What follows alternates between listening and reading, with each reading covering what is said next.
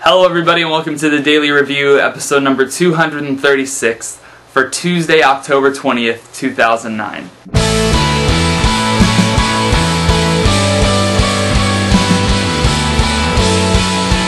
And the film I'm going to be reviewing for you guys today is Law Abiding Citizen.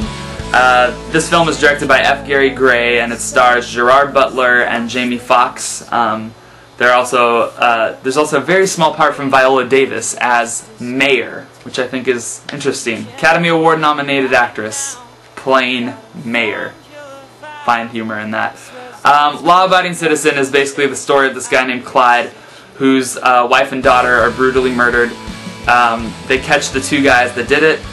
His attorney or lawyer makes a deal with one of the murderers, and basically they put one of them on death row, the other one goes to prison for like 5 to 10 years, and Clyde doesn't really feel that that's justice, so he extracts his own vigilante justice and goes on kind of a killing rampage to kill all the people that are involved in his wife and daughter's death, all the while being held in jail, which is also interesting.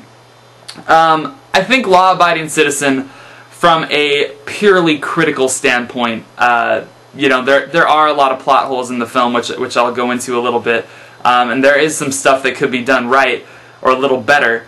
But from a general moviegoer's standpoint, it is a damn entertaining movie, and I think if you are going into this movie and you've seen the trailers and you know what it's about, I cannot see you being disappointed with what occurs in this film. I think that there is a lot of stuff that's very Hollywood about the movie, but I think it's very entertaining. I think it delivers on action and thrills, and I think if you are among the general movie-going population and you're not expecting it to, make some big bold statement about the justice system, which this film is not even trying to do, you're going to have a good time at the movies. I think there are a lot of things in the film that are very smart.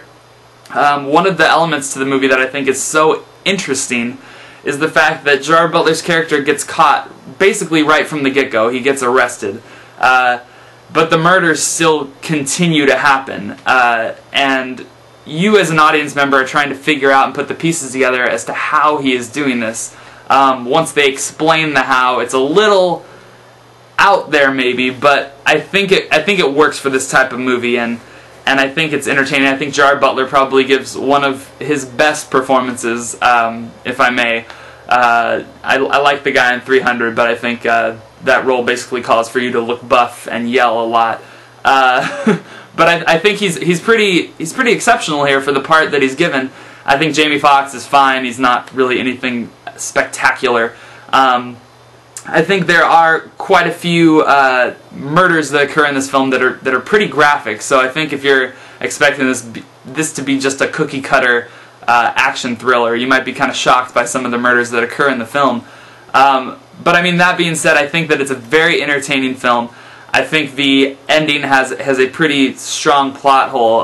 One of them being he basically goes to jail, but there's not really a crazy amount of security on this guy, let's just say.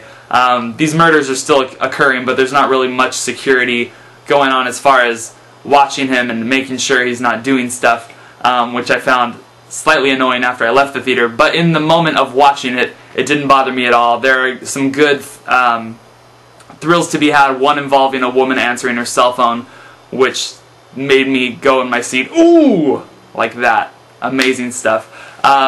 I give Law Abiding Citizen actually a pretty strong 3.5 out of 5. I think if you're in the mood for, hour and a half, 2 hours of strong action thrills and entertainment, I cannot see you really being too disappointed with Law Abiding Citizen.